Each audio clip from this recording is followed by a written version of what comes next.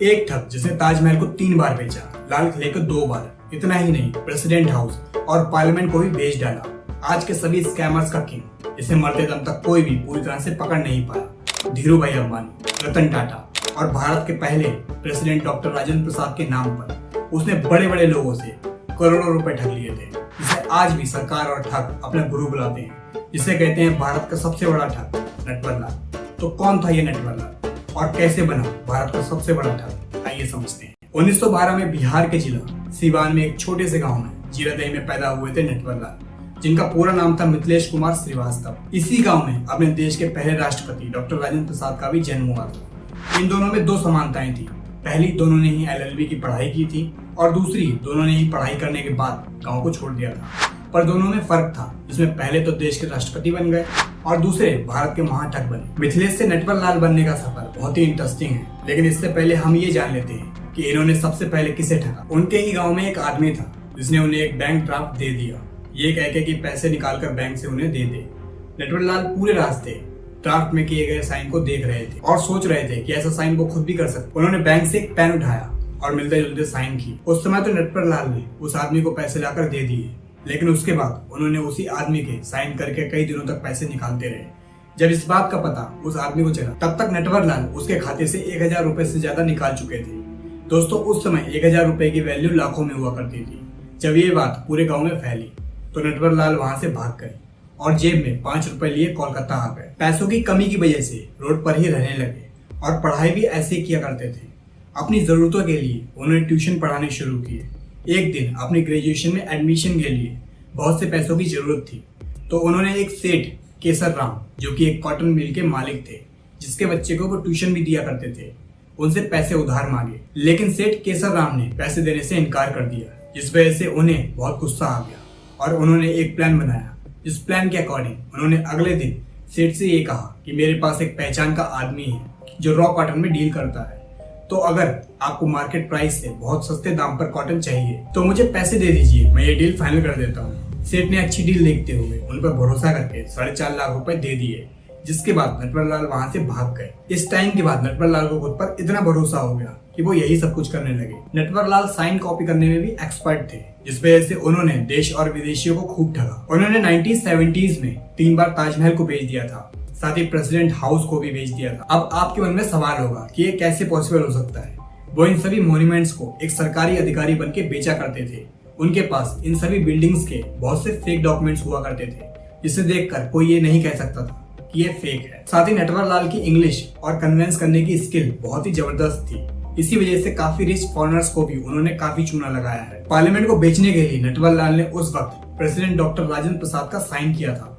और सबसे बड़ी बात, जब उन्होंने पार्लियामेंट को बेचा उस वक्त 542 सांसद बैठे हुए थे। इसके अलावा उन्होंने धीरू भाई अंबानी और रतन टाटा जैसे बड़े बिजनेसमैन को खूब चूना लगाया था, कभी NGO कर्मचारी बन के तो कभी कोई अधिकारी बन के। नटवर लाल भेष बदलने और झूठ बोलने में इतना माहिर थे कि उन्हें कोई भी पकड़ नहीं सकता था। 1987 और 1988 के बीच जब राजीव गांधी देश के PM थे और MD तिवारी देश के फाइनेंस मिनिस्टर थे, तो नटवर लाल बूढ़े आदमी के भेष में कनॉट प्लेस के एक वॉच के शोरूम में गए।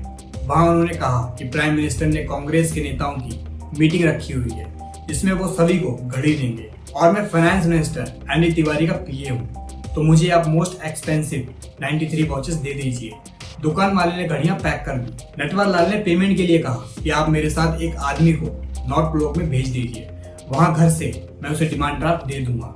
असल में नॉर्थ ब्लॉक दिल्ली के BVIP एरिया है, जहां बड़े लोग, सुप्रीम कोर्ट के जज, बड़े बड़े नेता और भी बड़े रिच लोग रहा करते हैं। अब उस दुकान के मालिक ने अपना एक आदमी उनके साथ भेज दिया। नटवर लाल ने भी उस आदमी को एक DD देकर वापस भेज दिया। 2 दिन बाद जब बैंक में DD डाला गया तो पता चला कि DD फेक है।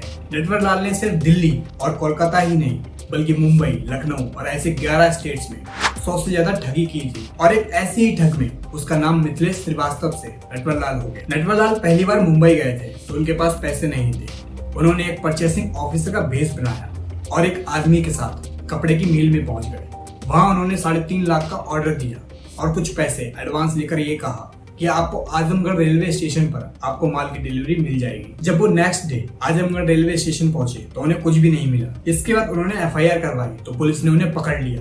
पुलिस को लग रहा था कि उन्होंने मिथिलेश श्रीवास्तव के साथी को पकड़ा हुआ है, जिसका नाम मील के अंदर नटवर लाल बताया गया था। तभी से इनका नाम नटवर लाल पड़ गया। जब उन्हें लखनऊ कोर्ट में पेश किया गया तब उनसे एक लॉयर ने पूछा कि तुम लोगों को इतनी आसानी से बेवकूफ कैसे बना देते हो? अगर आप मुझे 1 रुपया देंगे तो मैं आपको जरूर बताऊंगा। लॉयर ने उन्हें 1 रुपया दे दिया। उस रुपए को अपनी जेब में रख लिया और कहा कि मैं ऐसे ही लोगों को बेवकूफ बनाता हूँ और लोग खुशी खुशी अपनी लालच में मुझे पैसे दे देते हैं। मैं किसी से भी जबरदस्ती नहीं करता और ना ही उसे चुराता हूँ। पूरी जिंदगी में नटवर लाल 9 बार ही पकड़े गए थे और हर बार जेल से भागने में कामयाब भी हो गए थे। जब वकील ने उनसे ये सवाल किया कि तुम्हें इतनी बड़ी बड़ी जेलों में रखा गया लेकिन तुम भाग कैसे जाते हो, तो नटवर लाल ने कहा कि मैं भागता नहीं हूँ बल्कि पुलिस वाले ही मुझे छोड़ देते हैं। कभी दरवाजा खुला छोड़ देते हैं तो कभी मुझे गाड़ी देकर भगा देते हैं। उनका ये बयान कहीं ना कहीं सच है क्योंकि उन्होंने अपनी चालाकी से पुलिस वालों को भी चकमा दे दिया था। एक बार नटवर लाल ने पुलिस वालों को कहा कि उसके पास एक बॉक्स है जिसे उन्होंने जेल के अंदर छुपा कर रखा है, उसमें लाखों रुपए हैं, तो जो भी उन्हें जेल से निकालने में मदद करेंगे तो उसे वो बॉक्स अपना दे देंगे। अब ऐसे में पुलिस वालों ने सब इंस्पेक्टर की वर्दी लाकर उन्हें दे दी, जिसे पहनकर नटवर लाल खुले में जेल में सलामी लेते हुए बाहर निकल गए। उसके बाद जब पुलिस वालों ने उस बॉक्स को खोला तो उसमें सिर्फ अखबार ही भरे हुए थे। ऐसे ही नटवर लाल लखनऊ की जेल में बंद थे और वो भाग नहीं पा रहे थे और हर महीने उनकी पत्नी भी चिट्ठी लिखा करती थी, पर नटवर लाल उनका जवाब नहीं दिया करते थे। दोस्तों, जेल में एक बेसिक रूल होता है कि जेल के अंदर जो भी चीज जाती है या आती है तो उसे चेक करके ही दिया जाता है। तो उस वक्त जेल के जेलर उनके वो खत पढ़ा करते थे। उनकी पत्नी हर बार एक ही बात लिखा करती थी कि खेत जोतने के लिए मजदूरों की जरूरत है और उनके पास इतने पैसे नहीं है कि वो खेत को जुतवा सके। उन्हें समझ में नहीं आ रहा है कि वो क्या करें। आप कब आओगे? तो एक बार जेलर ने तंग आकर नटवर लाल से कहा कि तुम्हारी पत्नी इतनी चिट्ठियां लिख चुकी है, तुम एक जवाब क्यों नहीं देते?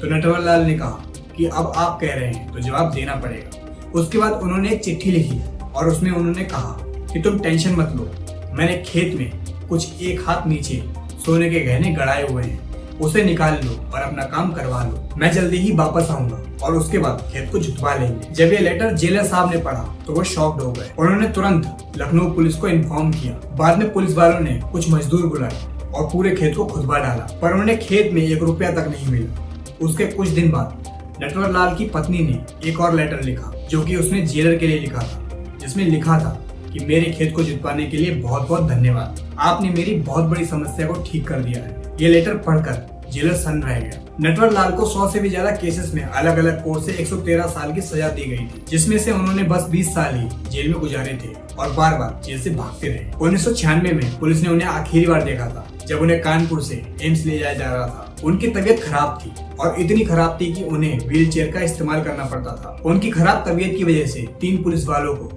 कानपुर से दिल्ली के एम्स हॉस्पिटल भेजा गया था। तो नई दिल्ली रेलवे स्टेशन पर जब वो पुलिस वाले उतरे तो 2 पुलिस वाले गाड़ी करने के लिए स्टेशन के बाहर चले गए और एक पुलिस वाले को नटवर लाल ने कहा कि उन्हें चाय पीनी है। पहले तो 2-3 बार पुलिस वाले ने इनकार कर दिया, लेकिन नटवर लाल के बार बार बोलने पर उसे दया आई और वो भी चाय लेने के लिए चला गया। जब वो वापस आया तो वहाँ सिर्फ खाली व्हील चेयर ही पड़ी हुई थी। उसके बाद से उन्हें कोई भी नहीं पकड़ पाया और साल 2013 में उनके वकील ने जज से दरखास्त की कि नटवर लाल अब मर चुके हैं और उनका अंतिम संस्कार रांची में कर दिया गया है, तो उनके ऊपर से जो भी केसेस हैं उन्हें हटा दिया जाए। अब ऐसे में कोर्ट ने उनके परिवार से पूछताछ की तो उनके भाई ने बताया कि उनकी मौत 1996 में ही हो गई थी। तो उसके बाद कोर्ट ने सभी केसेस को खत्म कर दिया।